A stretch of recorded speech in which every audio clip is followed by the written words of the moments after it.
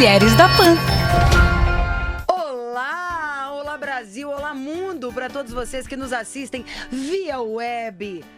A voz do povo é a voz de Deus e devido a um enorme acesso, a confirmação de que curtiram, a inúmeros comentários, a ideia original de Felipe Moura Brasil, o criador do Mulheres da Pan, a partir de agora é fixa. A partir de agora, uma vez por semana, nós vamos estar aqui com conteúdo de preferência escolhido por vocês para desmembrar, falar sobre todos os assuntos interessantes ao olhar de vocês e ao nosso também. Então é com muita alegria, e já que vocês gostaram, né? Perfume no ar e flores no estúdio, que entra no ar o segundo episódio de Mulheres da Pan, com a participação delas, que não só são ferozes, como belíssimas. Lara Nesteruk, Renata Barreto, Ana Paula Henkel, sim, internacional, tá? From LA.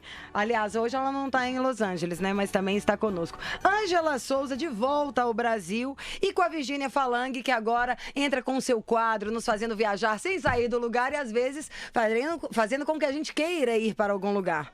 Boa noite, meninas, bem-vindas. Tava com saudade? Muita saudade. Tava morrendo de vontade de voltar aqui e falar com vocês, minhas amigas de infância. Fiquei com esse gostinho de quero mais e tô muito feliz de estar aqui hoje. Muito feliz também, sensacional estar aqui. Você está mais bonita hoje do que normalmente. Eu tô achando todas mais bonitas.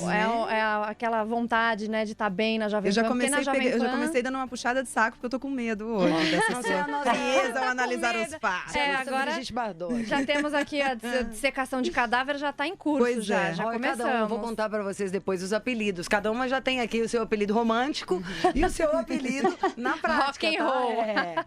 Vamos falar com a Ângela. Ei, olá, tica mexicana. Olá, meninas. Voltou com mais amor no coração depois de uma lua de mel delícia?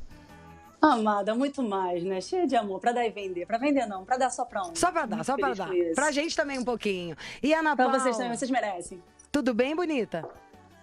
Tudo bem, queridas. Como a Renata muito bem colocou, amigas de infância. Foi realmente a sensação que ficou no ar depois daquele primeiro programa maravilhoso, de pautas maravilhosas. E sem medo de ser feliz e vamos com tudo. Ana Paula abriu até um Instagram, fez chocada. Olha que coisa. Colocamos a Ana Paula aí no meio do Instagram. Hã?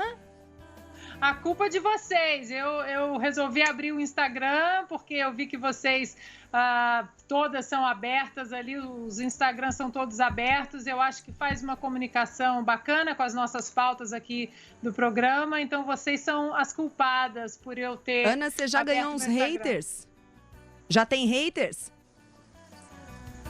Por isso que o meu Instagram era fechado, exatamente porque as pessoas confundiam a Ana Paula do Twitter, que fala, né, mais de política e tal, no meu lado aqui de ciência política que eu estudo aqui na UCLA, e as pessoas levavam o ódio para lá, mas eu acho que agora a gente pode dar uma filtrada e eu também não falo de política no meu Instagram. Tá. Mas deixem que digam, que pensem, que falem, porque o bom é todo mundo poder se expressar, né? Que bom que a gente tem aqui o nosso espaço para colocar tudo em ordem. Aí vocês imaginam todo mundo que está assistindo, com tanta mulher, de tantos nichos diferentes de atuação, desde profissional a estilos mesmo de vida pessoal, o tanto de temas que não foi levantado e o tanto que foi quase que difícil mesmo aqui selecionar por onde que a gente começa. É um universo de cabeças. Acho que cada mulher é um mundo dentro dela, né? Então imagina esse tanto de mulher competentes juntas. A gente escolheu um tema que acho que faz totalmente sentido, porque cada dia que passa mais ele vira um tema que não tem idade, vira um tema atemporal, mas de extrema urgência, que é a gravidez, a relação da gravidez com a gente, com as mulheres do século XXI. Porque... poxa, na história, há menos de 100 anos atrás, a gente não podia nem votar. Ou seja, o tempo inteiro da nossa criação, o ser grávida era uma obrigação, um mínimo esperado. Ai, se uma de nós não fosse capaz de gerar vida, imagina aí, já vem todos os entreveros. Desde se tiver algum problema de saúde, tudo vira uma responsabilidade feminina, né? Como se fosse uma obrigação também. E todas as coisas que a tecnologia trouxeram a nosso favor. Desde possibilitar com que a gente engravide mais tarde, que a gente congele óvulos para que a gente engravide no momento mais oportuno da vida. Tem um monte de casos aqui de celebridades que a gente pode citar. Mas eu quero saber primeiro de vocês, assim, na real. Isso já foi um assunto para cada uma coisa séria para ser levada em pauta? A gravidez na vida de cada uma de nós aqui? Começo pra variar, Começa, sempre eu, né? Vamos lá.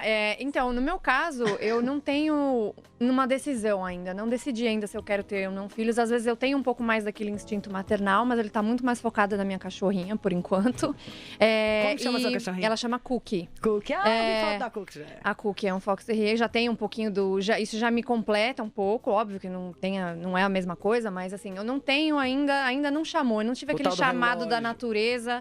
Mas o relógio biológico, ele é cruel com a gente, então eu tô pensando em congelar óvulos, porque eu acho que é uma possibilidade para eu não me arrepender depois de se eu quiser ter filhos ou não. O Rodrigo tem 42 anos, né?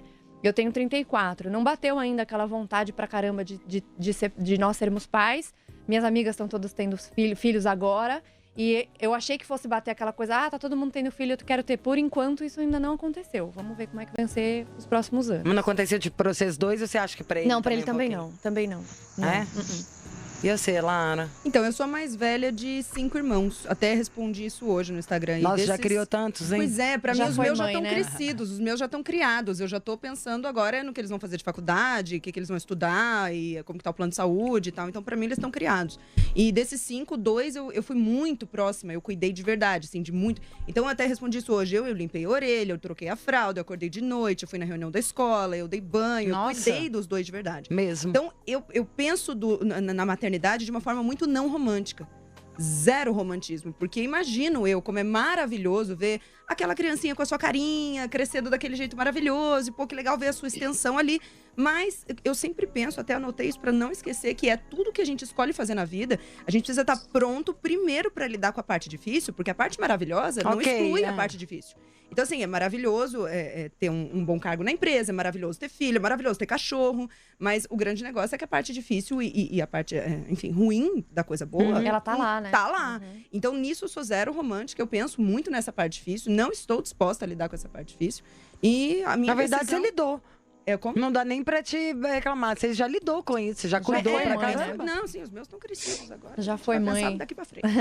Que coisa, hein? Tá vendo que diferente? Não é? Normalmente, o que eu acho diferente, até antes de passar a bola pras meninas, é porque normalmente você tem um pudor, é quase como se fosse um crime, né? Um horror, o tal do relógio biológico, ou como se a gente fosse um pouco menos feminina ou menos sensível, porque você não Mas sabe não que eu fez vi a hoje creche. no Instagram, que eu acho que é um detalhe importante? No Instagram da Mariana Brito, que é jornalista, alguém perguntou pra ela o seguinte: mas você não acha que é egoísmo da sua parte não querer ter filhos? Porque quem é que vai cuidar de você na velhice? Daí ela respondeu, mas Isso não é egoísmo da sua parte achar que filho é só pra te cuidar na velhice? Tipo, Até assim, porque como não há assim? nenhum que a tipo de Renata vai garantia. ensinar a fazer pra pagar o melhor asilo. Diz que tem agora uns asilos. O melhor asilo. Luxury asilos. Gostei O disso. resort.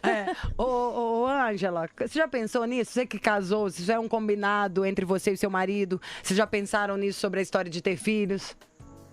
Essa palavra, eu acho que é a palavra-chave, o combinado de qualquer relacionamento. O casamento é feito de combinados, né? Então, eu e ele, a gente pretende, assim, daqui a 2 anos, 1 ano e meio, pelo menos, já começar a gerar um filho, mas, assim, eu acho que cada fase da vida tem a sua beleza. Eu acho que a gente tem que acompanhar cada uma e responder correspondente, né? Tem que ser correspondente a cada fase. Eu acho que eu tô com 31. Eu não quero ser uma mãe avó, é a opção de cada um. Tem mulheres que querem ter... A gente tem exemplos aí de famosos com 46 anos estão gerando. A minha mãe teve a última filha com 47. Eu sou de uma família de 7 filhos. Eu sei o prazer de estar numa família com muitos filhos, uma família grande, onde todos se ajudam, se acompanham, sabe? Então, eu fiquei com essa parte para mim. Eu queria ter sido mãe muito antes, mas eu não casei e eu queria ter filho depois de casar. Então, eu penso, eu acho lindo, eu acho que não tem coisa mais bonita para uma mulher do que gerar uma vida dentro de você, uma coisa de Eu acho que é uma coisa de louco, assim, eu não vou aguentar. Mas eu também sou como a Lara, eu não sou romântica. Eu sei que tem desafios, eu acho que tem abnegação, eu acho que tem sofrer os sacrifícios da maternidade. Eu também não sou romântica, não. Mas pra mim, a coisa mais linda do mundo é uma mulher poder gerar um serzinho dentro. Porque pensa, homem não pode fazer isso, só mulher pode. Pois é, isso aí eu acho mó sacanagem, não poder, não ter conversado. Inclusive. Na hora que você falou o negócio na negação, o que é a negação, Ângela? Essa abnegação, você abre mão da própria vida realmente por um tempo, da mesma maneira que tem a fase de você ser mãe e se dedicar por um filho, de maneira geral falando, dentro da maternidade existe uma fase que você realmente se anula. Você não dorme, uma criança ela precisa mamar de 2 em 2 horas, pelo menos. E muda o relacionamento também, né? Muda totalmente. Você abre mão da sua vida realmente, não quer dizer que isso seja para sempre. Porque eu vejo pais que eu acho que é uma deformidade na educação. Então tem filhos que até 30 e poucos anos estão dentro de casa. Mas você cria um filho, você tem você não deixa de viver. Você não abre mão na sua vida. Por um tempo você vai ter que fazer isso. Porque a criança só chora, mama e faz... outras coisas. Então, assim, ela é totalmente dependente de você, assim como você também foi dependente de alguém algum dia. Mas ela não vai fazer isso para sempre. Então, se você querer educar seus filhos para eles também viverem as suas fases da vida, vai chegar uma hora que eles vão sair de casa, eles vão ter que criar sua própria família, eles vão ter seu próprio trabalho, eles vão escolher a sua carreira. Então, acho que por uns anos, realmente, você vai abrir mão da sua vida, do seu sono, da sua alimentação, do seu tempo de qualidade no seu banho, para o seu filho. E eu acho isso muito legal, porque são fases que você deve aproveitar. Esse é meu modo de ver, assim. Que ótimo, Ângela. E Ana Paula, nossa musa medalhista, me conta, você já tem filhos. Como é que é essa relação para você? Foi um combinado antes? Você tem uma carreira que, com certeza, não devia achar facilmente um momento adequado. Como é que foi? Não, meu filho não foi nada combinado. Meu filho foi um presente dos céus, né? Foi uma gravidez inesperada no meio de uma classificação olímpica para a Olimpíada de Sydney em 2000. E hoje eu olho para trás e eu penso que se não fosse esse presente divino, eu não sei até quando eu estenderia ou eu prorrogaria essa possível gravidez, ou se o meu relógio biológico ia bater em algum momento, porque eu tive o Gabriel com 28 para 29 anos, e antes disso e depois também do Gabriel era Olimpíada, classificação olímpica, ciclo olímpico, depois um Pan-Americano, depois isso, então depois aquilo. Então, pelo meu calendário esportivo, seria muito difícil eu ter tempo para parar, para pensar em ser mãe. Mas a divindade falou, bom, já que você não para, eu vou parar para você.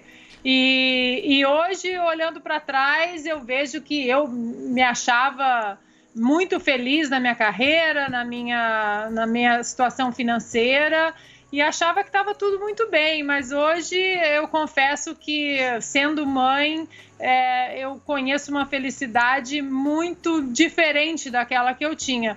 Em relação ao que vocês estavam falando, de mulheres que não querem ser mãe, que o relógio biológico ainda não bateu, eu acho que eu respeito muito mais essas mulheres que não querem ser mãe, que não sentem a necessidade, que o relógio biológico ainda não se comunicou com elas, do que aquelas que ainda não têm vontade de ser mãe, mas que forçam essa situação de ser mãe porque estão mais velhas, né? Eu acho que você tem que ter um comprometimento muito integral e muito orgânico com a maternidade, como a Lara falou. Você tem um lado aí negativo, não é nem negativo, mas um lado muito, dá muito trabalho na maternidade, que quem quer muito ser mãe, esse lado, mesmo ele sendo trabalhoso, você acaba passando muito bem por ele. Mas se você simplesmente força uma gravidez porque eu já tenho 30 e tantos anos e eu preciso ser mãe,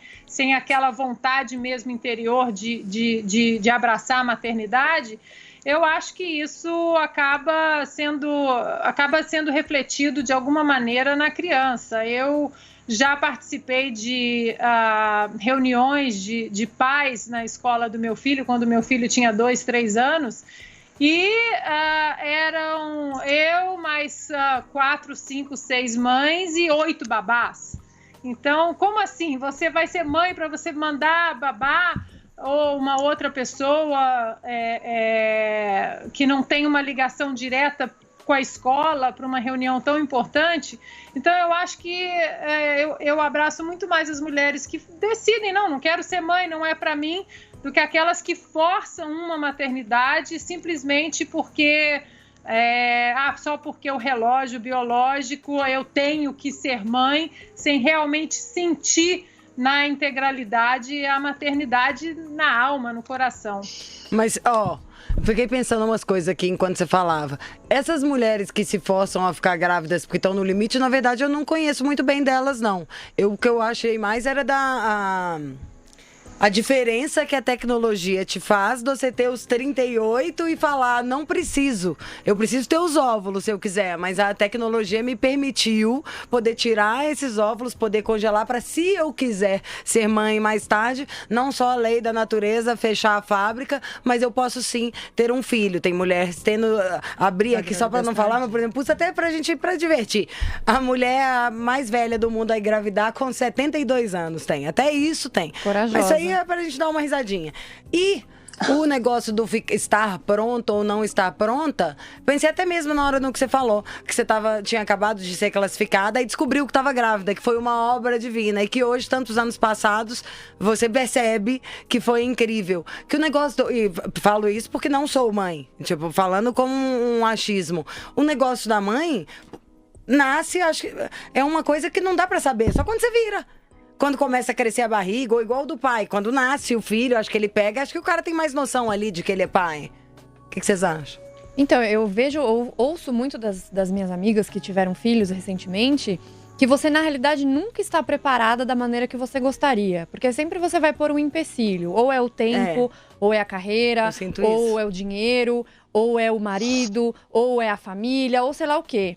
Pelo menos isso que elas me falam. E que acaba acontecendo, ou por acidente ou não, mas que você se adapta. E realmente nós somos muito fáceis de adaptar, suscetíveis à adaptação. O ser humano, de forma geral, se adapta muito, né? Então, assim, por exemplo, se eu ficasse grávida hoje, apesar de não ser meu plano, ia dar um jeito.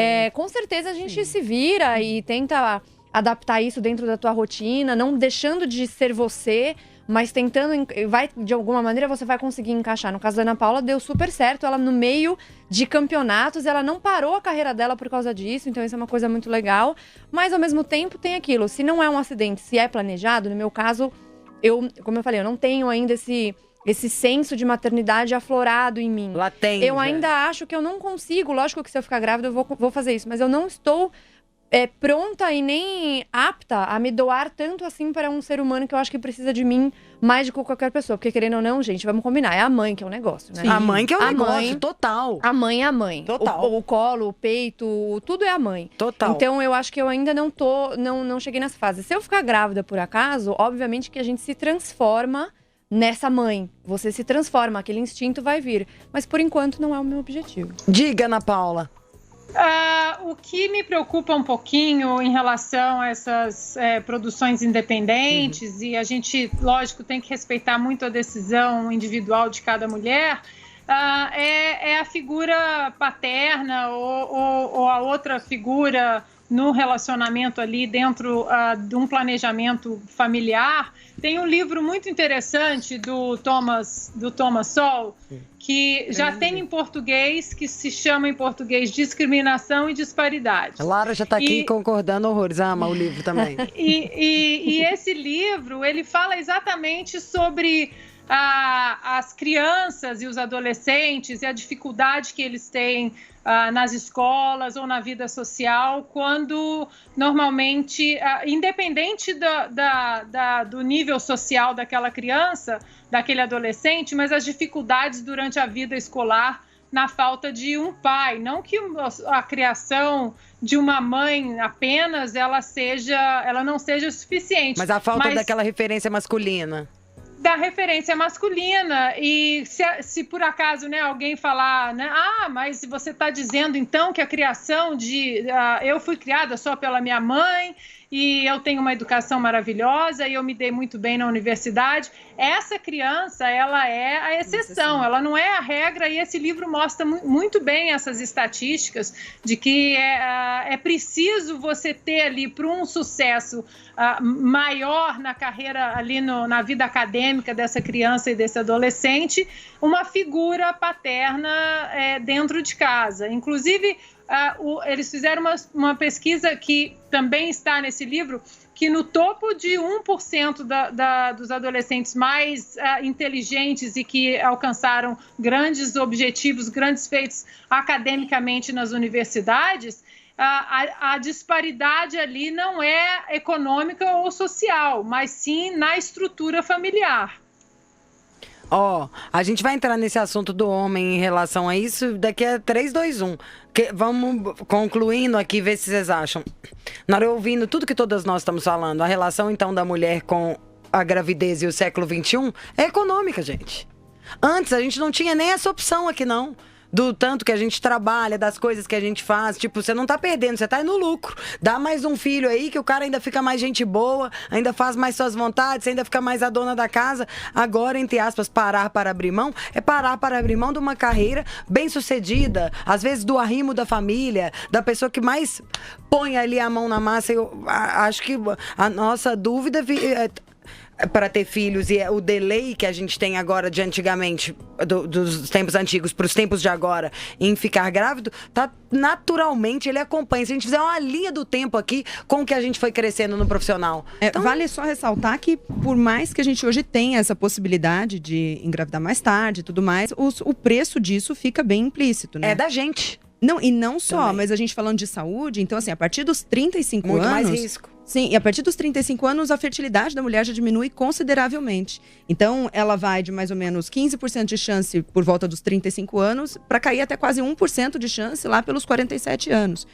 Fora a questão de diminuir essa fertilidade, o risco durante a gravidez, para uma gravidez muito tardia, maior, é muito maior. Então, o risco de diabetes, de hipertensão, de pré-eclâmpsia, ou mesmo de uma síndrome cromossômica. Então, não é uma coisa do tipo, olha, ao longo do tempo a gente teve essa possibilidade e olha, agora nós temos. Não, nós temos com certos pesares, com muitos pesares. Sim, e muito caro, exatamente. Então, não é só uma questão de que todo mundo poderia esperar. Por isso que eu acho que até hoje o relógio biológico da mulherada que tem a vontade de ser mãe bate tão forte. Porque essa opção de fazer isso daqui 10, 15 anos também não é para todo mundo. Exatamente. Não existe, porque né? Se fosse tão tranquilo isso de dizer, não, mas hoje a gente tem a facilidade toda e tal, então a gente falaria, bom, com 35 daqui a um tempo eu penso nisso. Mas o que a gente vê, a gente até estava conversando isso aqui antes, né? E de amigas que fazem esses testes para ver como tá a fertilidade. Eu tenho uma amiga da Lara que foi fazer um exame novinha. 26 anos e ela já não estava mais respondendo.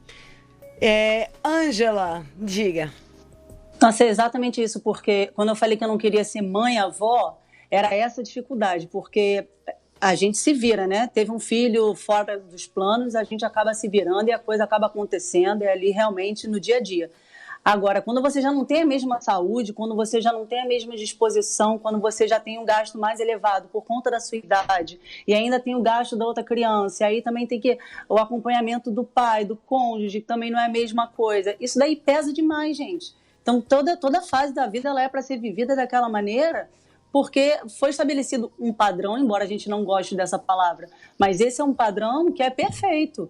Então, assim, a tecnologia está avançando, está tudo muito moderno, mas existem os contras também disso, né? Eu quero falar para vocês umas das coisinhas das outras mulheres que também trabalham muito e as opções de vida que elas fizeram em relação à maternidade.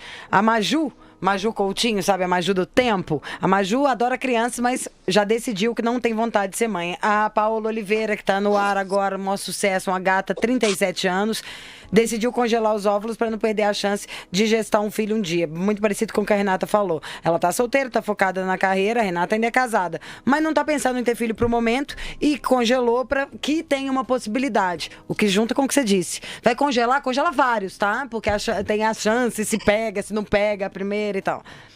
Carolina Ferraz recorreu à inseminação artificial, 46 anos, teve mais uma bebê e que deu certo ali a dela. Ou seja, varia demais, mas quanto mais difícil tem a ver com o dinheiro. E ainda não...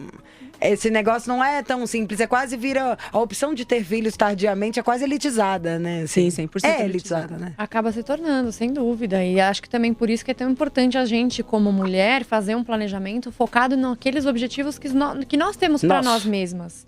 Porque independe de você ter um marido ou não. Eu sou uma pessoa que gostaria de ter filhos. No caso da Paola, por exemplo, ela é parecida comigo. Ela não sabe, ela tá solteira e tal. Mas eu quero ter o objetivo.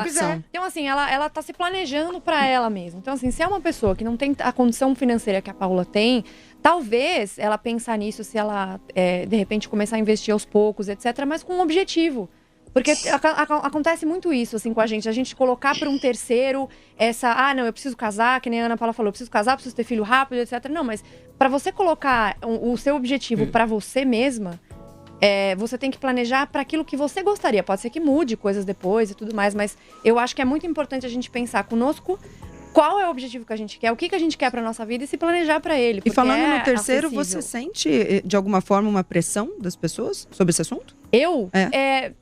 Muita gente me pergunta se eu tenho vontade de ter filhos ou não. Nunca em nenhum momento alguém falou assim, nossa, que absurdo, ou que egoísmo da sua parte, você não saber ou de repente não querer ter filhos. Mas uma pressão que eu sinto não pra mim, mas outros tipos de mulheres, porque a gente tá falando de vários tipos de mulheres aqui, com carreira, sem carreira, é que apesar da gente ter evoluído muito na sociedade em que a mulher tem um papel super importante, também existem mulheres que por qualquer motivo decidem largar a carreira para cuidar dos filhos. E hoje, por conta, talvez, desse coletivismo exagerado, de que todas as mulheres têm que ser e fazer e etc., a gente acabou ficando preconceituosa com a mulher que também escolheu parar de trabalhar para ter os filhos. E isso no é uma meu escolha... caso, eu acho que eu ficaria invejosa. É uma escolha dela, né? Assim, ai, que delícia. É uma escolha dela. Ai, nossa, que coisa, século XIX, gente. Mas às vezes ela se planejou, às vezes ela trabalhou a vida dela toda. Ela pôde fazer, pôde fazer aquilo, o marido de repente conseguiu. Então, assim, eu acho que a gente tem que parar de se preocupar tanto assim com as escolhas individuais das pessoas e nos planejarmos para as nossas escolhas individuais. Para que não gere frustração. Perfeito. Ana Paula, antes de mandar aí para você, eu quero te mandar com uma coisa aqui que eu adorei. Lara pôs no grupo, você já deve ter visto que tá no nosso grupo, mas a gente comentou e você mostrou o livro da diferença que faz estatisticamente, né, se alguém quiser chorar, ter a referência masculina na vida de uma criança e por aí vai. O que a gente está acostumado, todo mundo já viu mãe solteira, desde que somos todos crianças aqui, alguma vizinha, alguém do bairro, inclusive, que era mal falado. E depois já virou o ter filhos por uma gestação independente. Temos famosas no Brasil, Karina Bach, aliás, até o Tami Gretchen e a esposa também foram lá e estão fazendo a produção deles. Mas esse aqui eu nunca tinha visto na minha vida. Lara nos mostrou e é o primeiro no Brasil, mas diz que já tem no mundo. Primeiro pai em produção independente no Brasil terá gêmeos gestados pela mãe na barriga solidária. Porque no Brasil, para a pessoa gerar o seu filho, você quer ter tem que ser do seu parente até a quarta geração. Isso. Mas, e não chama mais barriga de aluguel, que agora chama barriga solidária. Isso aqui já trocou o nome. Então, e é muito interessante porque, na verdade, a mãe dele teve uma gestação tardia e a criança morreu com 7 dias. Ela teve uma pré-eclâmpsia complicada, ela tinha 41 anos, 41 ou 47 quando ela gestou. Idade, já tô. Então, mas eu não tenho um filho de 24 que é para fazer depois essa continuidade, né? Tá vendo? Olha lá, e ela tinha. Daí o filho, que tem esse sonho de ser pai, ele já queria ser pai, já queria fazer essa produção independente. E aí conversou com a mãe, já que ela também queria ser mãe. Ela diz, olha, eu vou ser mãe e avó. Então, eles fizeram a produção independente. Por sinal, nós estamos agora no final de agosto. Mas ela vai continuar só de vó. Vai, e a criança será registrada só no nome dele. No nome do cara, exato. E nós estamos agora, final de agosto, começo de setembro. Se duvidar, as crianças já até nasceram, um menino e uma menina. Vamos pedir depois um vídeo pra eles. E aí, Ana Paula? Como é isso, hein, Elei? Bom, LA, Califórnia, é um estado bem muito liberal. Para frentex, né? Como a gente falava lá em Minas. Mas antes de jogar essa bola de volta para vocês, 2 coisas. Eu acho que a Renata tocou num assunto muito importante, que hoje também existe muito esse preconceito da mulher que não quer colocar a carreira em primeiro plano, que quer ser mãe, que quer se dedicar aos filhos. Eu, por exemplo, corri a minha vida inteira, joguei 24 anos pelo mundo, chegava em casa, trocava de mala e já ia para o próximo destino. E eu planejei a minha vida para que depois, na minha segunda carreira, agora como arquiteta, já na segunda faculdade de ciência política, eu tivesse o meu escritório em casa, que eu tivesse a minha empresa, a minha independência financeira mais perto dos meus filhos. Eu quis fazer isso. Agora, um pouco de pimenta que eu vou jogar aí para vocês discutirem. Será também que essa coisa de produção independente, para cá, para lá, a gente não está deixando também de investir um pouco mais nas relações, marido, mulher, mulher e mulher, enfim, as relações interconjugais hoje em dia? Acho que essa coisa também, essa facilidade de hoje a gente ter filhos, produções independentes e filhos antes de um relacionamento sólido, independentemente do formato que ele seja, será que a gente não está deixando de investir num relacionamento sólido e colocando esse relacionamento em primeiro plano para depois gerar um filho com uma companheira, enfim, casais homossexuais? Eu vejo isso, essa facilidade. Eu acho que o lado negativo disso também é que os relacionamentos, eles ficaram muito em segundo plano. O investimento, o carinho, a paciência de você plantar ali naquele relacionamento. O que vocês acham? Eu acho que você acabou de lançar no ar um tema que vai durar um programa inteiro. As relações líquidas, as relações como são tomadas hoje em dia nesse mundo muito doido que a gente vive com a tecnologia e tal. Não vou poder jogar ele aqui, porque temos que seguir aqui com a história do programa e agora já tem outro na sequência. Mas que isso aí vai virar tema, Ana, você pode ter certeza. Agora a gente vai entrar. Cadê Vivi? Cadê Vivi Falang? Você que assistiu o primeiro episódio deve estar se perguntando. A partir de agora, Vivi já vai entrar muito fina, maravilhosa, com seu quadro, dando umas dicas de viagem. Mas eu acho que ela ainda vai soltar coisinhas pra gente aqui. Vamos descobrir o que a Vivi preparou pra hoje? Fala, mulheres da PAN! Quero falar com vocês sobre viajar sozinha. A busca por esse termo triplicou no Brasil nos últimos 5 anos, de acordo com o Google Trends, plataforma que mostra as tendências de pesquisas na ferramenta. É isso que sinaliza também o levantamento da Federação Brasileira de Albergues da Juventude. 55% das pessoas que se hospedam sozinhas em albergues são mulheres. Ou seja, tem mais mulher viajando sozinha por aí do que homens atualmente. Afinal, o que causa essa disposição entre as mulheres a partir sozinhas a novos destinos? Liberdade, independência, autonomia, aventura ou simplesmente não ter companhia para viajar podem ser alguns dos motivos. Pelo menos comigo foi assim. Porém, é preciso se atentar a riscos, já que nos últimos anos houve casos de feminicídio contra mulheres que viajavam sozinhas na Costa Rica, Tailândia, entre outros países. Segundo a diretora executiva da ONU Women, mulheres enfrentam riscos que homens não correm em espaços públicos, casas e também em países estrangeiros. E ainda complementa que mesmo em países desenvolvidos, como França, Itália ou Alemanha, as mulheres não estão 100% seguras. Ou seja, é melhor sempre se prevenir para diminuir qualquer perigo onde quer que você esteja. Entre as dicas para mulheres e também homens que estão preparando a primeira aventura solo, recomendo o seguinte: deixe sempre seu roteiro de viagem com algum familiar ou amigo, para que eles possam saber onde você está. Compre também um chip de viagem internacional para o celular. Assim você pode usar internet ilimitada durante a viagem. Tem empresas que entregam o chip na sua casa no Brasil antes mesmo de você embarcar. Se quiser companhia, fique em albergues para conhecer pessoas novas e diferentes, e também há diversos aplicativos que dão suporte a mulheres que viajam sozinhas, como Red Zone e Mayday.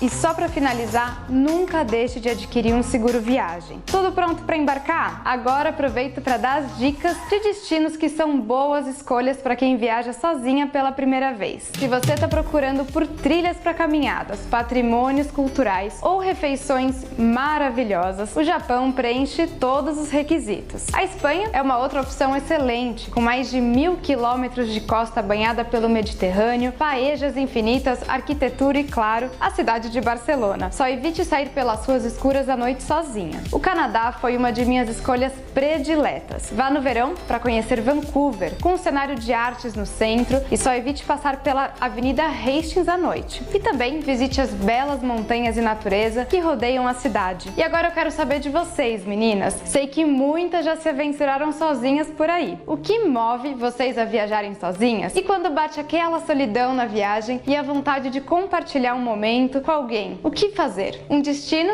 e dicas para quem viaja pela primeira vez. Contem aí, quero saber de vocês.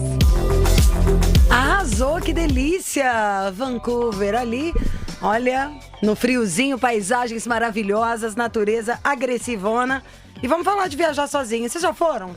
Eu amo. Vamos fazer a nossa roda do Amo tempo. viajar sozinha, adorei. Aliás, um beijo pra Vivi, ficou muito legal esse quadro.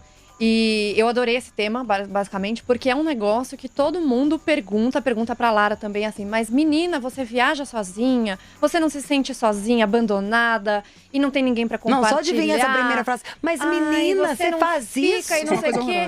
E assim, no meu caso, como eu sempre viajei muito a trabalho, sozinha, eu fazia o seguinte, eu ia, sei lá, para os Estados Unidos. Eu ficava um pouco mais, um fim de semana. Então, por exemplo, fui num congresso ano passado no Canadá, em Toronto. Aproveitei para conhecer Quebec, Montreal e tal, sozinha. Tem a parte muito boa de você estar acompanhada, ou com amigas ou amigos, ou namorado ou marido. Lógico que tem, porque você compartilha, você vê uma coisa muito bonita, algo que é muito legal. É legal realmente você compartilhar isso. Agora, o viajar sozinha é algo extremamente libertador.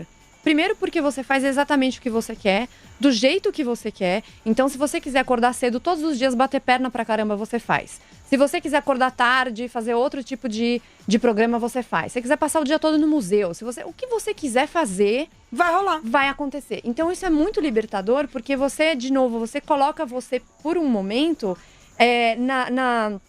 como se você fosse o principal ali. Realmente você é o principal, porque você vai viajar com uma pessoa totalmente diferente de uma convivência casual. Você vai ter uns probleminhas, rotina, um mau humor de manhã, etc e tal. Isso não significa que não seja legal. Mas viajar sozinha é libertador, e eu fiz isso no meu aniversário de 30 anos. Eu fiquei quase um mês sozinha na Europa, passei quase 2 semanas na Rússia. Sozinha. Mas, Renata, você não é normal, não. Você não é referente, eu tava falando russo aqui antes do programa começar, mas gente. Eu fui aprender russo antes de ir pra Rússia, lógico, né? Mas assim, eu fui pra Rússia e foi uma experiência muito incrível pra mim. Meus dedos. Lógico, né? Mas assim, foi muito legal essa experiência pra mim. E outras vezes que eu fui viajar sozinha, eu vou pra Bósnia agora sozinha, inclusive, em setembro. Tem dó. Vai ter que virar Globo Repórter, né? Vai pra Bósnia. Canal Por que você escolheu Bósnia? Vai pro Iêmen também, não, calma. Lá não dá pra ir. Então, isso é muito importante. Você é da viagem estranha? Eu preciso muito de alguém pra fazer viagem esquisita comigo. Eu quero ver Lalibela na Etiópia. Eu já viajei pra Etiópia, mas assim, foi só... a próxima, então, Eu vou pra Bósnia. É que depois eu encontro o Rodrigo na Eslovênia e depois a gente vai pra Oktoberfest. Mas de onde que você escolheu ir pra Bósnia? Eu ia pra Munique, a trabalho, numa convenção. Eu olho o mapa, vejo o que tem perto, que é legal, que é interessante. Começo a olhar, vejo os blogs de viagem. Demais. Eu faço todo o meu roteiro. E uma dica que eu dou pra mulherada que quer viajar sozinha, porque é um costume. Uma coisa que eu sempre ando na bolsa comigo. Eu levo sempre, inclusive aqui em São Paulo. Isso é super importante. Spray de pimenta. Porque a gente não sabe o que vai acontecer. Sim, eu levo na mala despachada e chega lá eu coloco na bolsa. Nunca precisei usar. Mas assim, a gente sabe que a gente corre alguns riscos diferentes. Claro que você não vai fazer algumas loucuras, né? Vai andar numa rua à noite sozinha, porque todo mundo fala que tem a máfia japonesa. Não. Você não vai lá. E a Yakuza não apareceu. Acho que não. Mas assim, é bom você ter isso, porque isso te dá um pouco de segurança. Tá, mas e na alfândega? Tipo, tem que pôr na mala de despachar ou na outra? Você despacha, ninguém nem olha. Porque eu juro por Deus, teve um cara de México, viu, Ângela? Na hora voltando de algum lugar ali em Tulum, vocês lembram aquelas capinhas de celular que tinha pra você segurar assim? Tem gente que pra algum era soco inglês. Pra mim era a coisa mais fácil do mundo, porque eu segurava assim junto com a bolsa. Aí o cara parou. Tô te falando sério, meu senhor, com esse negócio de plástico, você acha que eu quero fazer o quê com isso com alguém? Não, então, você despacha, né? Eles não deixam passar nem tesourinha, nem pinça praticamente, deixa passar. Mas você leva e coloca na sua bolsa. E uma coisa também que eu sempre achei interessante, isso é independentemente de viajar, é fazer uma aula de defesa pessoal, porque você vai ter um pouco mais de segurança também de saber se alguém te atacar, você sabe como se desvencilhar. Não é pra você matar o cara, é pra você simplesmente sair. Eu nunca precisei usar nada disso, nem spray de pimenta. Todas as minhas viagens foram muito legais. Nunca tive nenhum problema muito sério, mas eu recomendo pra mulherada que tá assistindo, vai viajar sozinha, porque você é outra pessoa. Vou querer fazer a mesma para todas, até se alguém quiser. Tem algum lugar já, então, isso muito, já recomendou para que todas as mulheres que estejam nos assistindo que viajem sozinha. Você, Renata Barreto, este as que quando menos corre, voa. Pra onde você indicaria para que elas viajassem? Eu acho que tem que começar com o básico, né? Porque, sei lá, começar a distribuir, ir para lugares muito diferentes, talvez seja uma coisa para uma pessoa que está fazendo isso pela primeira vez um pouco assustador. Então, eu acho que tem alguns lugares na Europa que são super fáceis de acesso. Lugares, de repente, inicialmente, que a língua Isso também é uma coisa importante, ajuda, né? total. Falar inglês e outras línguas faz muita diferença na hora de você viajar sozinha, porque você se vira. Então, países que dá super pra viajar sozinha. Países nórdicos, Dinamarca, Suécia, Noruega. Dinamarca, Suécia, Noruega e Finlândia dá super pra ir. Metade, porque lá ou as pessoas metade vão estar congeladas ou as outras são as mais educadas do mundo. Não, é todo mundo educado, todo mundo lindo, é tudo Ninguém maravilhoso. nunca vai fazer nada de errado. E eu acho que também, de repente, alguns básicos europeus e também dos Estados Unidos. Acho que os roteiros básicos, assim, França, Itália, as grandes capitais, é o ideal. Onde você já sabe que tem muito roteiro pré-programado, etc., você vai se sentir segura. E você? Vou jogar Lara? totalmente no outro lado. Vou dar um totalmente não comum, mas E elas que sabem acho tudo de viagem, tá? sensacional pra quem vai sozinha. Você sabe que quando eu vou pregar sobre viagem, eu prego sobre o Butão. O Butão. O Butão é o melhor lugar que existe nesse mundo. Você que tá aí. O Butão é Você sensacional. conhece a Lara, você já conhece ouviu o falar Butão. do Butão. O Butão é sensacional. E é muito bacana pra quem tá... Bom, eu sou Mas suspeita... localiza quem estiver pegando agora. Vou que te não contar, sabe ele faz onde é. fronteira, Onde fronteira é o com Butão? a Índia. Que pedaço? Onde que é? Lá embaixo, Tá ali pertinho da Índia. É um país pequenininho. Ele é do tamanho de parece uma batatinha, pequenininho, faz fronteira ali com a Índia. E é bacana pelo seguinte, bom, eu sou suspeita pra falar porque eu prefiro viajar sozinha. Adoro viajar com as amigas, gosto muito de viajar com o senhor meu marido, mas gosto mais de viajar sozinha porque eu sou do silêncio. Então, eu sou muito eu detesto o barulho que eu não escolhi. Então, se eu botei o barulho, tá tudo certo. Vai dar certo, eu tô te falando. Aí, agora, o Butão é legal pra quem não tem ainda, talvez, essa pegada, porque o Butão é um lugar onde você não pode ficar sem um guia. E apesar de eu ser totalmente avessa a turismo guiado, tenho horror a turismo guiado e não tenho nada contra quem é guia ou quem gosta, mas eu gosto de estar sozinha. Ela gosta de descobrir. Eu exatamente gosto de perder oportunidades. Adoro quando as pessoas falam, tem muita coisa pra ver. Eu falo, bicho, eu vou ficar no quarto, de repente eu vou ficar aqui. Adoro. Agora, o Butão é um lugar que você não pode estar lá sozinho, né? Pra entrar no país, você já tem o contato do guia e do motorista. Então, se você tá indo sozinha e ainda não acostumou com a ideia, pode ser bacana. Porque os guias são muito gracinhas, eles têm o budismo como base, então eles são todos muito filosóficos. Não é uma coisa chata, é uma coisa super bacana que eles vão acrescentando. Exatamente, que eles têm em vez do produto interno bruto, né? A felicidade interna bruta é muito bacana. E é um lugar legal pra você ir sozinho, porque você não vai estar totalmente sozinho. Então, se de repente essa for a pegada, o Butão é a pedida. Vai pro Butão, que você vai ser feliz. Olha, mas deu muita vontade. Do primeiro dia, na hora que tava explicando, e tudo que eu vejo, na hora que eu te perguntei, tem uma foto. Não sei se dá pra colocar aí pra quem estiver assistindo pelo YouTube, aquela que é a montanha com... Sim, que é o templo lá em cima, o Tiger's Nest. É maravilhoso. E tem também que ficar batendo a mão nas rodinhas, diz que já vai fazendo... que é quando passa pra fazer as orações, né? E aí, do ladinho também tem o Nepal, né? Então, geralmente, a galera faz o Nepal e depois vai lá pro Butão. É um lugar legal. Agora, é um lugar que realmente a mulherada no Nepal precisa tomar um pouquinho mais de cuidado, apesar... Então, porque é um lugar em que... principalmente, não sei se você sentiu isso, mas quando a gente vai pra lugares onde tem muitos indianos e os muçulmanos e esses tipos de cultura, onde a mulher realmente é bem submissa, bem coberta. Então, assim, você fica muito incomodada com o jeito que te olham. Eu vou zero, não tenho vontade não, só se for... É muito complicado, porque eles te olham realmente comendo com os olhos, assim, e você fica muito incomodada. Então, é aquela coisa da gente começar a se... É mais com olhar de desejo do que de reprovação? 100%. Não, é um olhar de desejo, porque eles não veem mulheres assim. O cabelo, pra eles, é muito sensual. Então, se você passa perto deles e faz um negócio assim com o cabelo, é uma coisa que tira todos os homens do sério. Mas não é gostoso, não é bacana. Não, lógico que e não é, como chama isso, não é... Aí eu pensei em inglês de novo, fiquei flattering. Não é como chama? Não enche a autoestima. Bacana. Não, você não fica... Exatamente, você não fica lisonjeada, você fica muito incomodada. Então, é legal de estar acompanhada. Agora, em todos os outros lugares que eu fui, não sei as meninas, mas eu me sinto muito mais segura nos países da Europa ou mesmo nos Estados Unidos do que aqui no Brasil. Então, toda vez que alguém me fala, você não tem medo? Eu falo, se eu tenho coragem de andar aqui... Moro em São Paulo, Por acaso, detalhe importante, quando eu fui pra Rússia, todo mundo falou pra mim, você ficou 2 semanas na Rússia sozinha, pelo amor de Deus, a minha mãe, né, colocou um altar ali pra São Gabriel, sei lá pra quem, que ela é religiosa, ela fala que as velas de 7 dias, todas ela gasta comigo e essa minha asinha, né, nas costas. E aí eu fui pra Rússia, as pessoas, como assim? E é seguro e não sei o que. Gente, olha só, eu me senti mais segura no centro turístico de Moscou... Do que em São Paulo. Aqui. Do que em muitos lugares de São Paulo. E eu voltei arrasada com isso. Isso é muito ruim Porque mesmo. eu pensei, putz, eles passaram por guerra, tem máfia, tem um monte de coisa lá que a gente não tem aqui. Mas ninguém vai te dar um tiro na cara por causa do seu celular. Tem muito policiamento na rua, coisa e tal. E uma coisa importante que foi aprender russo... E não tô nem falando que você precisa aprender a língua do lugar, mas é muito simpático você aprender pelo menos um pouco também da língua. Também acho, já chegar sendo cordial com alguma coisa de outro jeito. Total, deve ser. Ainda mais o que você fez do russo, que não é uma coisa ainda que é uma fácil, meio sensorial. Eles achavam o máximo. Mas, por exemplo, na própria Dinamarca, na Suécia, que são línguas totalmente esquisitas, você falar um oi ou um obrigado na língua deles, eles falam inglês perfeitamente, mas precisa ver, eu acho muito legal a expressão deles de você ver, é uma homenagem. É gentil e educado. Ana Paula, você já viajou, aliás, você mudou de país, que já é uma outra adaptação. Você viajou inúmeras vezes, mas normalmente mais pelo que a gente vê de fora, né? Porque você já é muito famosa, já com a sua equipe, viajando com o time e tal. Mas isso, no mínimo, fora as que você já deve ter feito sozinha, não sei se fez, te deu um know-how de países, de como é esse trânsito feminino por outros... outro tipo de gente, por outra linguagem, por outra geografia, por outra temperatura. E aí? Bom, já viajei muito com o time, com parceiras, porque no vôlei de praia é só você, a sua parceira e seu técnico, com a minha família e já viajei sozinha também.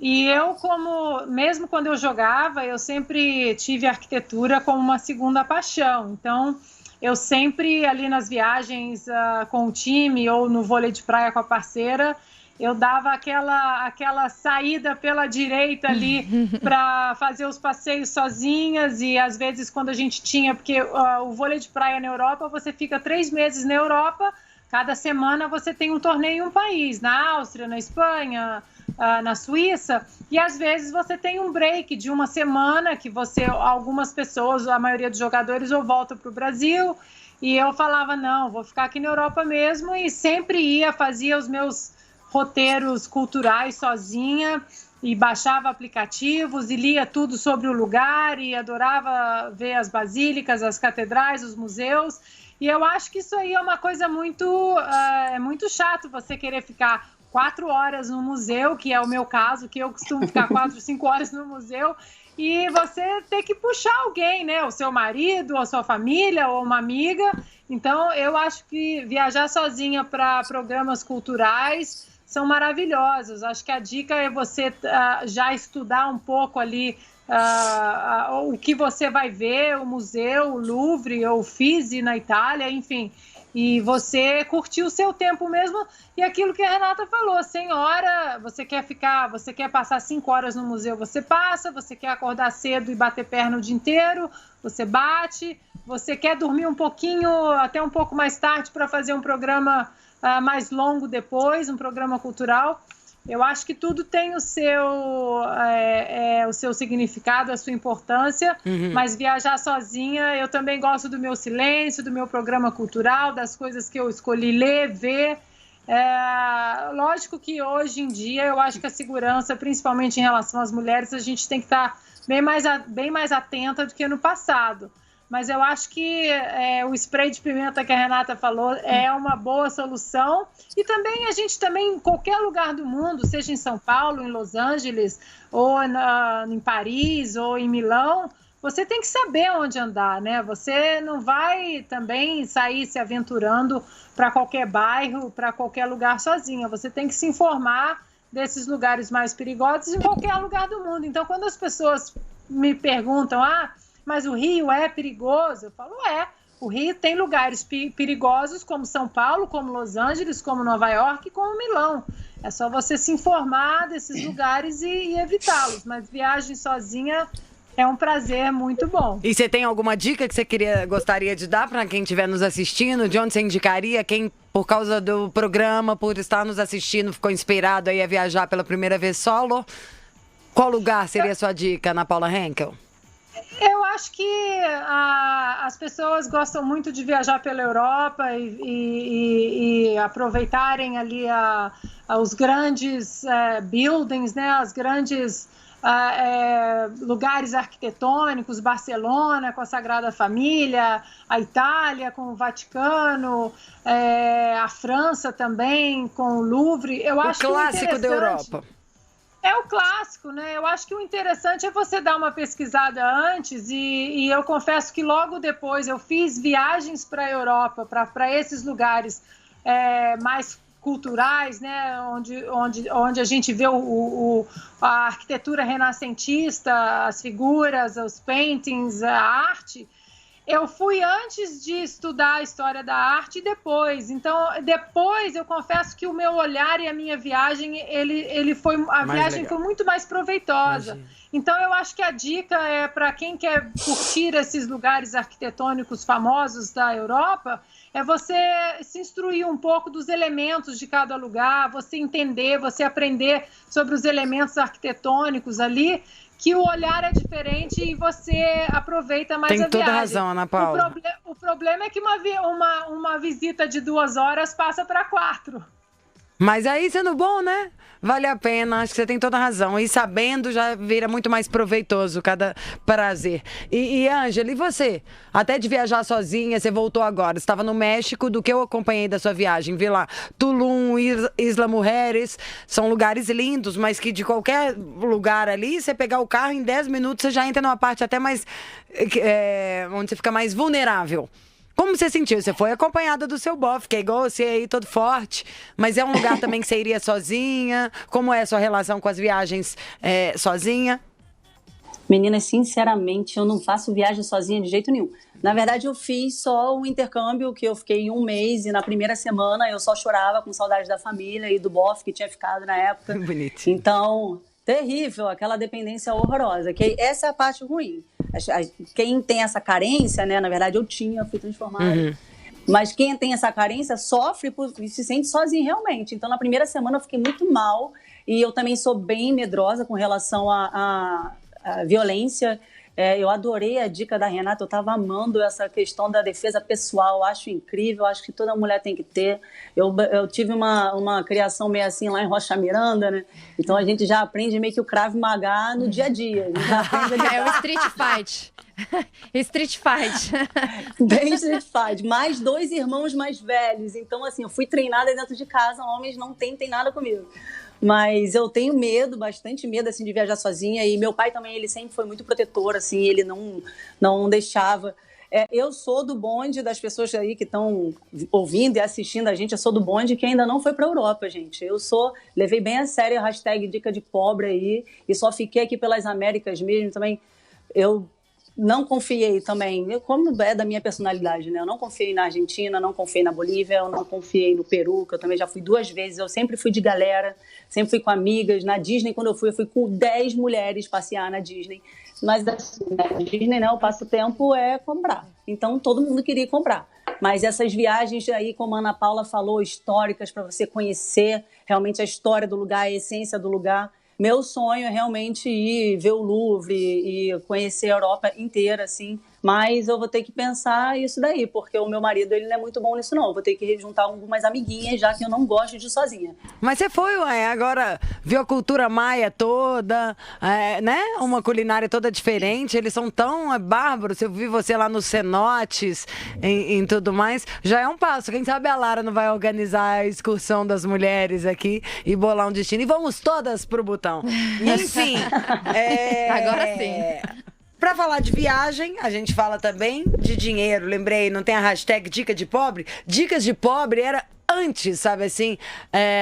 A MP, antes dos Mulheres da PAN. Depois dos Mulheres da PAN, nós temos aqui a mulher do cash, money, din-din. Aqui, meu amor, ela pega, sei lá, quem é o banqueiro mais poderoso do mundo? Do mundo? Um gringo, pra não falar de investidor melhor, é o Warren Buffett, né? Bota ele aqui, ela vai dar um Buffett na cara dele, vai pôr esse senhor no seu lugar. Renata, o que nós mulheres devemos fazer com o nosso dinheiro? Porque a gente ocupa mais espaço de trabalho, claro que realmente a gente é muito competente, muito sério, diz que estatística, tá? A mulher quando pega uma empresa para gerenciar, ela vai mais longe do que o homem, porque a gente pensa no todo, não quer só comprar no individual. A gente quer saber como que compra mais joias, e viajar, diamantes, primeira classe, volta ao mundo, fretar aviões, o que fazemos? Então, primeira coisa assim, que é interessante de falar para o público feminino... É o básico. Não, mas vamos chegar lá. Primeira questão do público feminino. É uma coisa muito interessante é que a mulher ela tem uma maneira de pensar diferente da do homem. O homem ele já se arrisca. Sabe aquelas brincadeiras que a gente vê no YouTube que homem morre mais cedo porque faz um monte de besteira. O cara se pendura na janela para limpar o ar-condicionado, aí ele cai da escada porque sei lá o quê, ele toma choque porque enfiou o dedo onde não tinha que enfiar. A mulher, ela não tem essa cabeça, ela é mais cautelosa, ela tem que fazer as coisas com mais segurança e ela precisa se identificar melhor com aquilo para ela começar a investir. Então, nos últimos anos, aconteceu um pouco, ainda tímida, mas uma revolução um pouco maior em relação ao investimento para a mulher, porque ela começou a perceber que ela precisava tomar as rédeas da própria vida e fazer o investimento independentemente de quem fosse ajudá-la.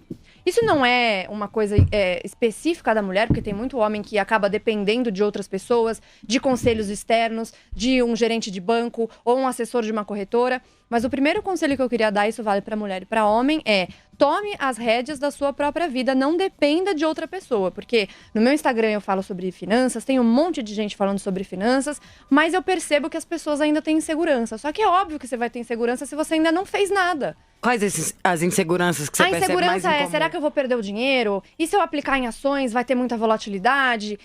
A pessoa tá em poupança até hoje, até a gente nem falou, será que... vai... que é, né? Não sabe. Nem e aí eu brinco até eu me sinto uma ignorante nisso, nesse nível, eu brinco no meu Instagram que as pessoas vão matar pandas bebês, né? Se elas ficarem na poupança. E as pessoas até falam assim, nossa, mas jura? Vai acontecer isso mesmo? Eu falo, não, gente, é só uma maneira... É sério. É só uma maneira de chamar a atenção um pouquinho para esse negócio. E eu vou falar como que a poupança tem de rentabilidade. Então, hoje ela é 70% da Selic, vai dar 0,35 ao mês, mais ou menos, que é uma rentabilidade super baixa. Só que o que eu quero dizer, assim, que é muito mais importante do que eu falar para onde você deve ir. Primeiro, você deve se conhecer.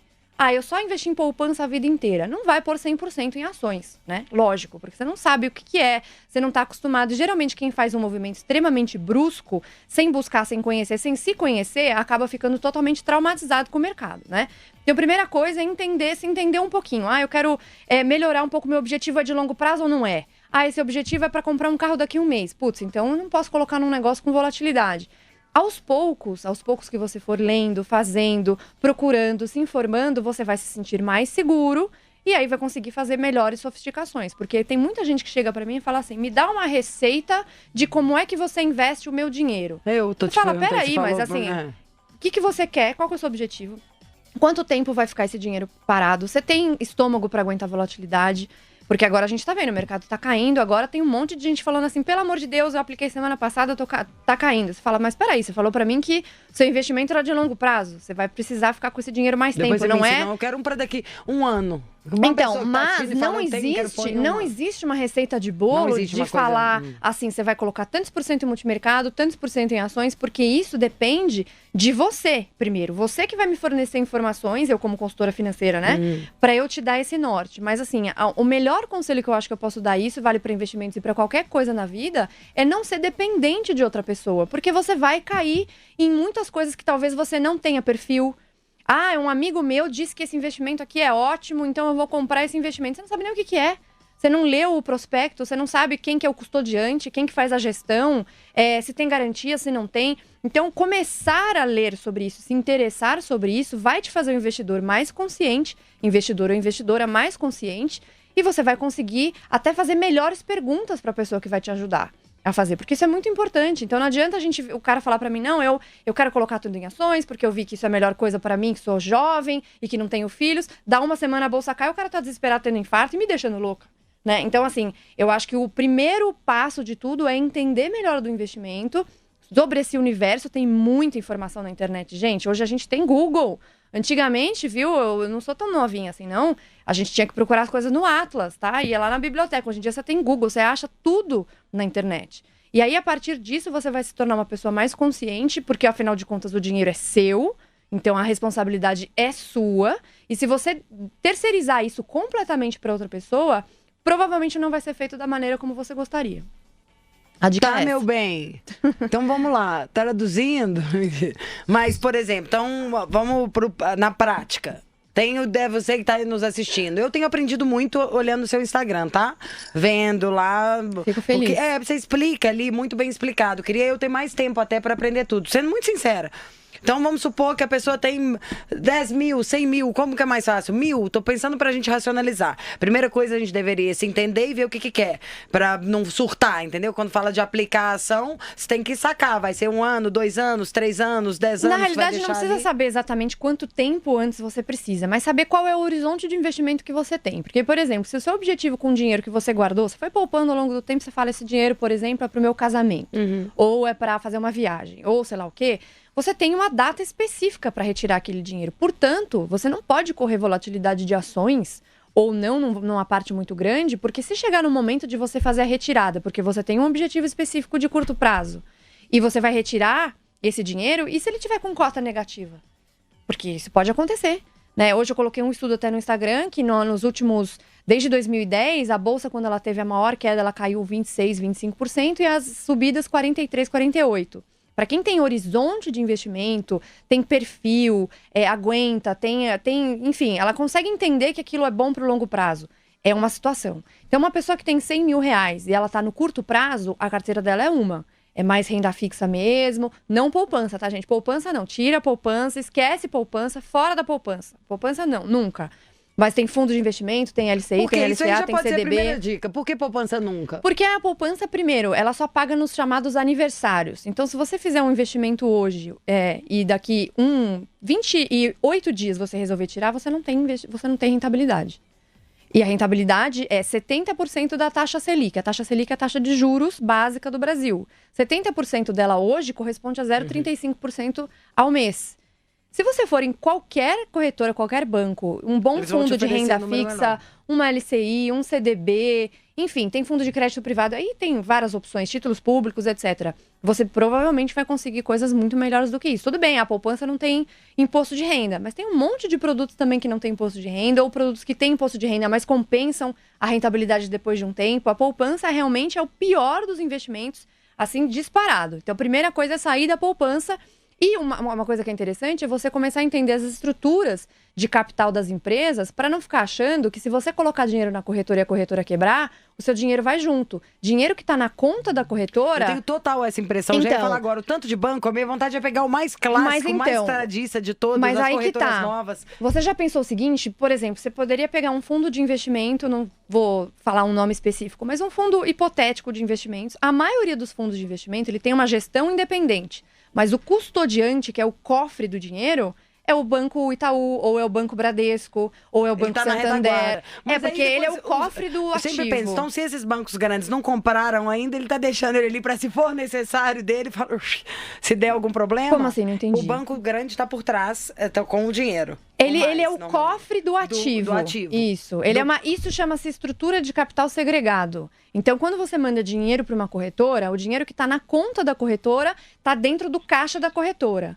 Quando você vai para para ações ou coisa do tipo, você tem outros custodiantes. Em caso de ações, é Câmara Brasileira de Liquidação e Custódia, os fundos são bancos. Então, a desmistificação dessas coisas também deixa as pessoas mais seguras. Tá, eu tenho mais uma outra dúvida, então, que eu vou perguntar daqui a pouco, porque o nosso diretor já falou, estão virando fazendo a consulta, tá?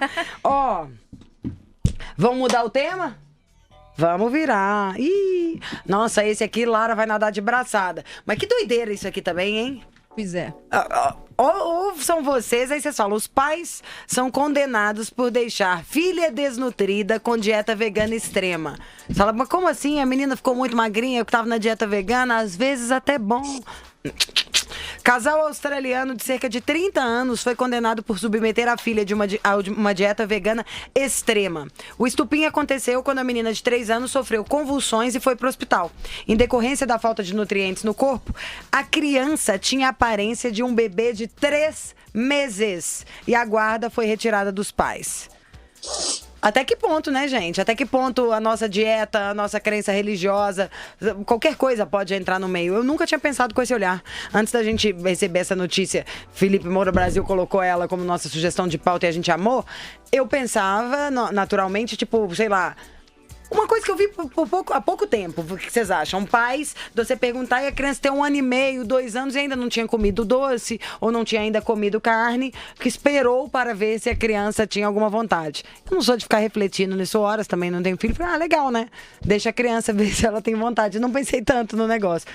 Nisso aqui, o cara tá falando que a criança tava desse tamaninho, gente. Que o bebê não cresceu nem nada. Ou seja, na verdade, eu não sei até onde a gente tá falando de 2 pais que eram meio xiitas ali na alimentação, ou se a gente tá falando de um bando de gente louca assassina. Tá, Sua vamos criança lá. não anda? Vamos separar o joio do trigo primeiro. Porque assim, ó, a gente poderia olhar para essa notícia de uma forma sensacionalista e falar, tá vendo? O veganismo deixou a criança desse jeito. E até quando a notícia chegou, eu cheguei a comentar com o Felipe e dizer a mesma coisa da notícia de 2015, porque 2015 foi um ano que bombou esse assunto de a criança, a infância e o vegetarianismo e o veganismo e tal. Porque foram 3 casos em 2015, 3 casos. Um de uma criança de 3 meses, o outro de uma criança de 11 meses e outro de uma criança de 1 ano e 2 meses, que foram retiradas dos pais. A de 3 meses, infelizmente, morreu. E aí eu queria só, antes da gente começar a falar sobre isso, contextualizar, porque a gente tá num ponto em que a gente não tá falando necessariamente de veganismo e vegetarianismo. Então a primeira coisa que a gente precisa fazer é definir o conceito e entender o que é o quê.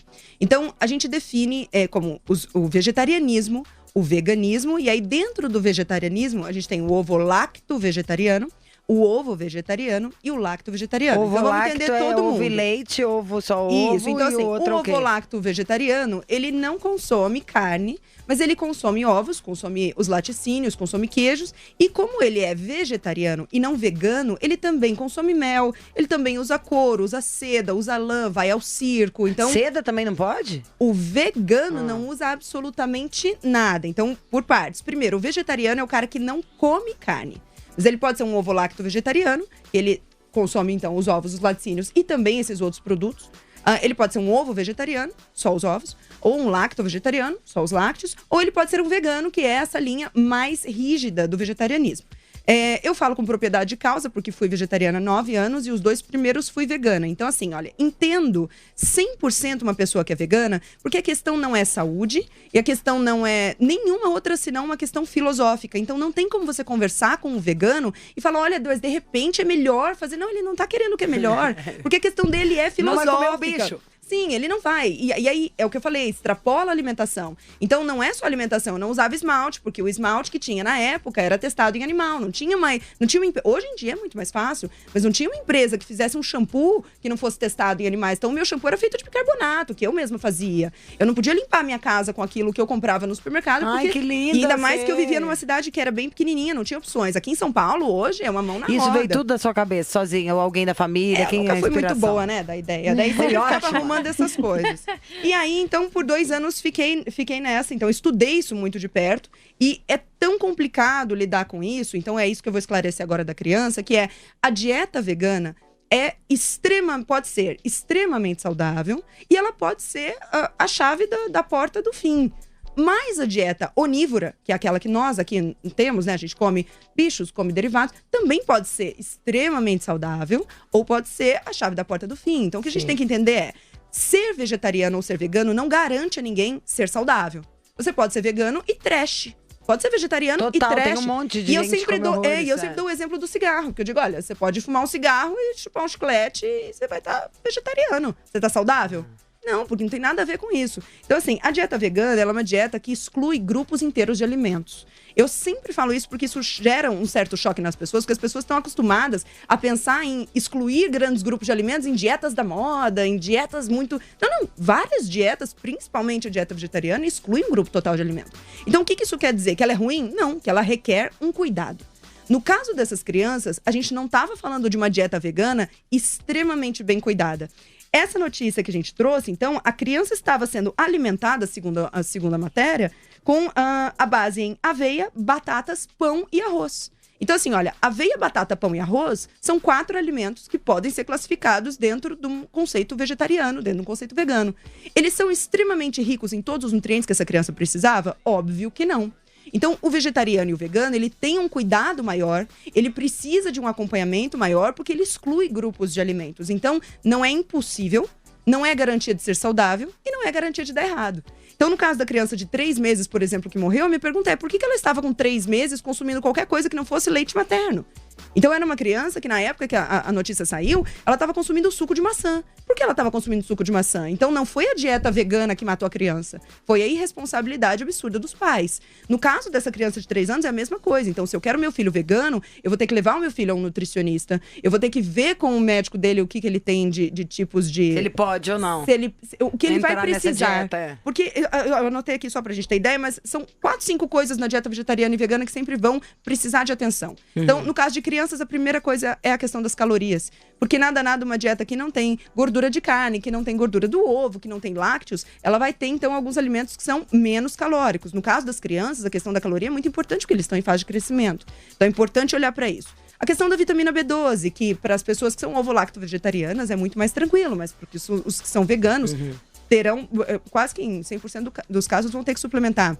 A questão do ferro, a questão do zinco, a questão do cálcio. Então, são vários pontinhos que precisa observar. Então, a questão dessas crianças, a fatalidade que aconteceu, não tem a ver necessariamente com a dieta vegana ou a dieta vegetariana. Tem a mas ver sim com com uma má que, leitura dessas dietas. Com que os pais implementaram isso na dieta sem vasculhar ainda o histórico Até porque é muito interessante de pensar, mas eu tava fazendo anotações hoje à tarde sobre isso e pensando, a gente tá falando de uma criança vegana que comia mal, mas a gente tá se esquecendo de que as crianças onívoras comem muito mal também.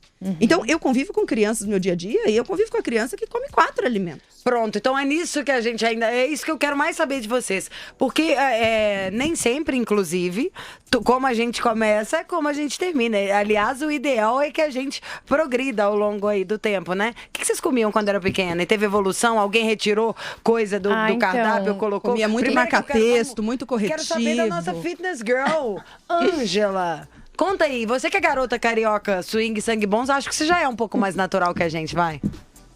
Não, eu acho que eu sou, assim, um pouquinho mais natural que vocês. Não, mas na verdade...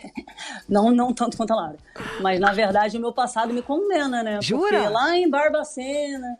O que você comia, com muito... O quê? Com muito biscoito de água e sal. Eu fui criada com muito macarrão instantâneo. Eu fui criada com muita batata frita, que eu amo até hoje. Eu fui criada com montanhas, aquela linguiça calabresa cebolada, sensacional no pão com Nescau. Ai, não brinca, eu fui criada à base disso tudo. Conta mais.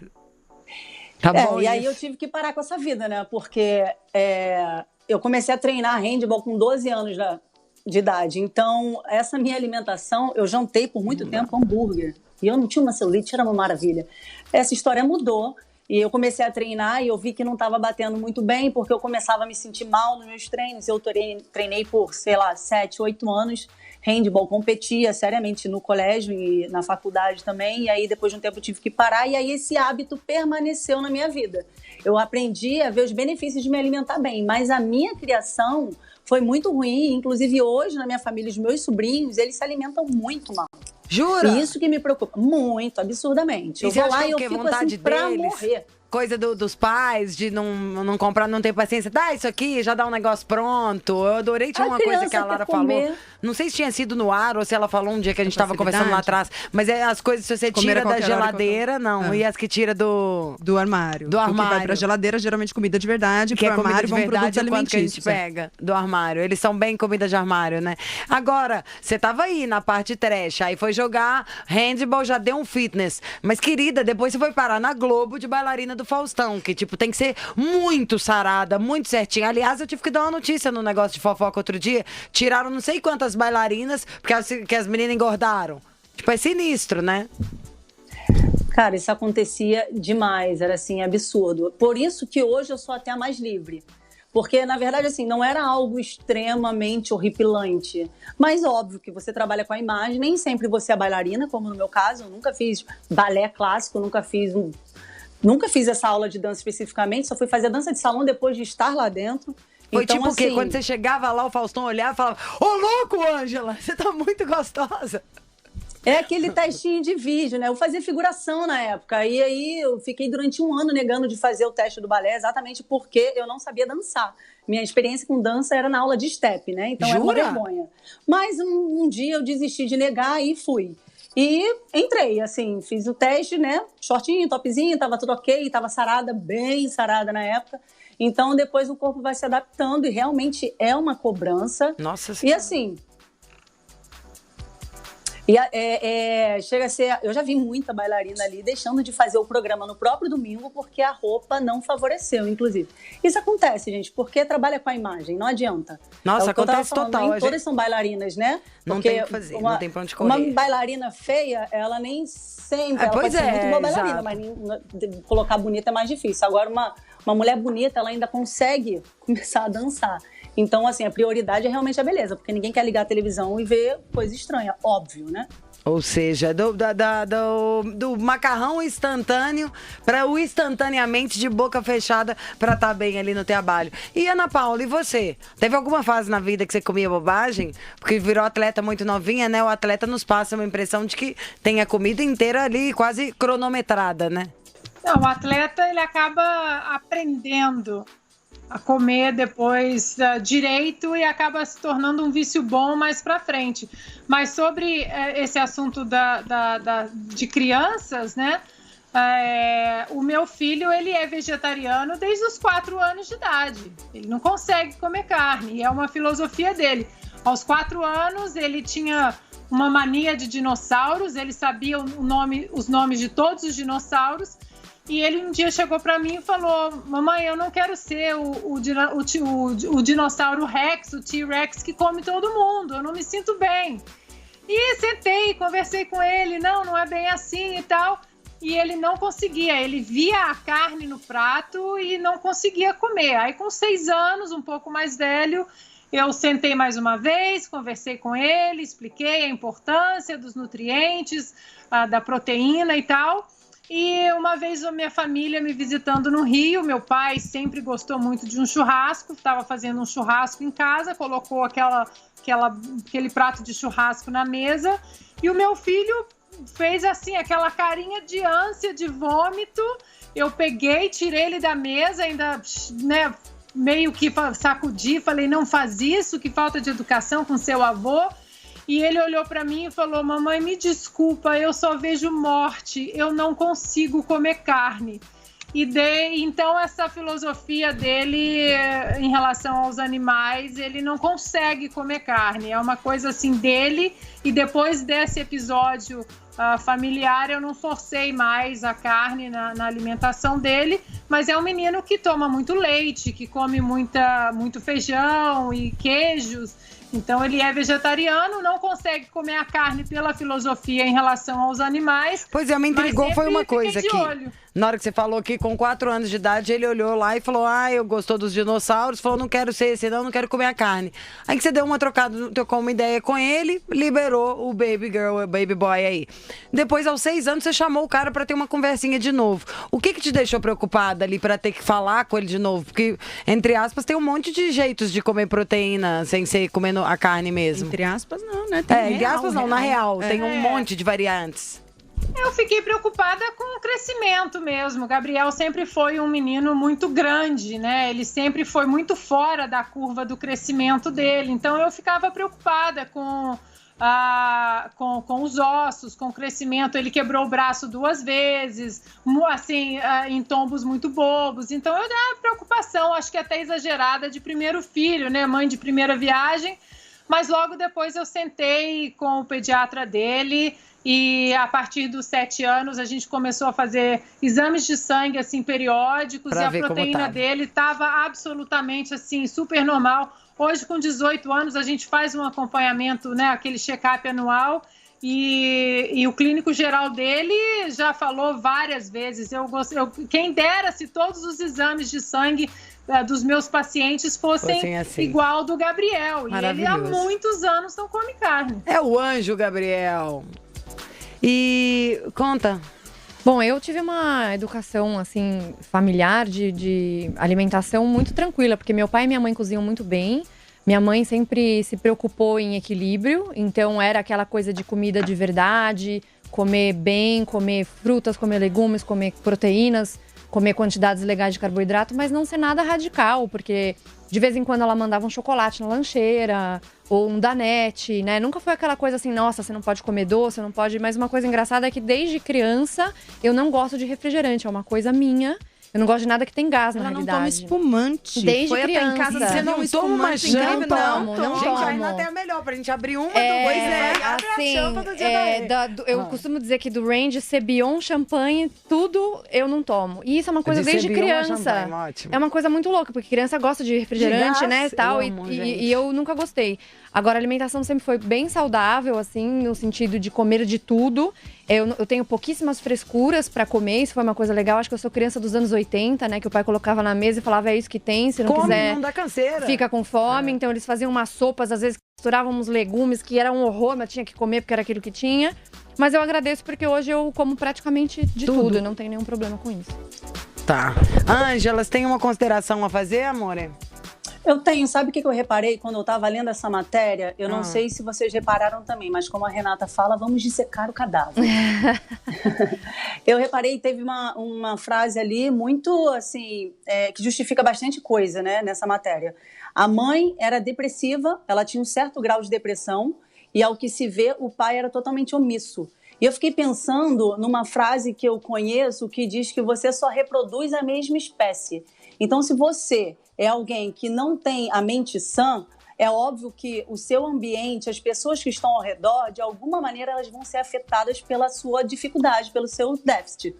Então, e eu fiquei reparando porque, como assim, uma criança de 2 anos tem o tamanho de um bebê de 3 meses e não foi reparado por ninguém? Eu pensei isso tudo também.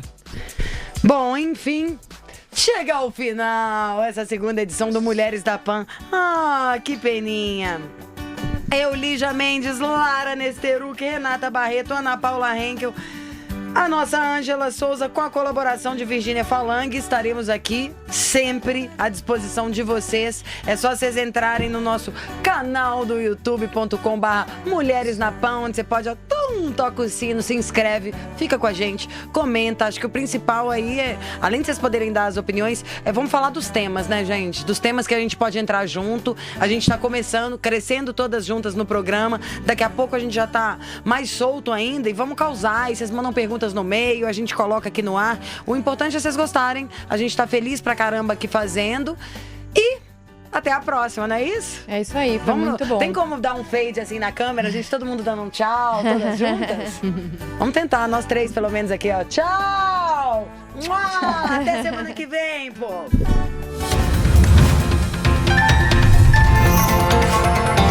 Mulheres da Pan.